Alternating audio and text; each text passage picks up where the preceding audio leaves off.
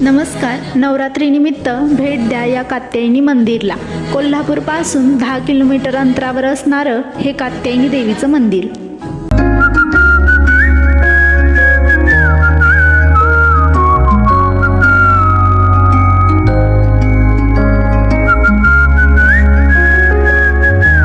मंदिरामध्ये प्रवेश केल्यानंतर मुख्य मंदिरासमोरच अमृतकुंड नावाचं कुंड आहे. रक्तवीराचा वध करून अमृतकुंडाच्या जलाने देवीने मृतदेवगण जिवंत केले, अशी ही कथा सांगितली जाते. श्री कात्यायनी देवी ही विश्वातील नवदुर्गांपैकी 6वी देवी आहे.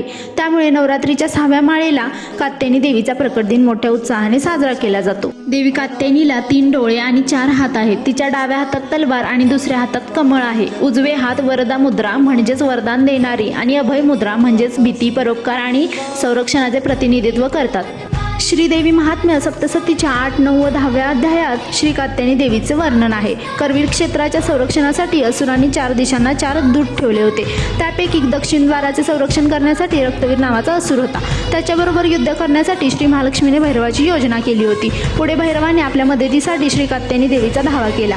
या धाव्याला धावत येत कात्यायनी देवी येथे प्रकट झाली व तिने रक्तवीर राक्षसाचा वध केला, अशी ही आख्यायिका सांगितली जाते.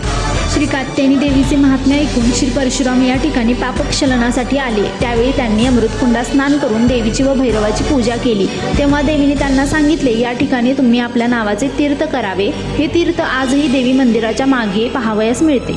हे मंदिर सुंदर, अप्रतिम आहे. नक्कीच एकदा भेट द्या.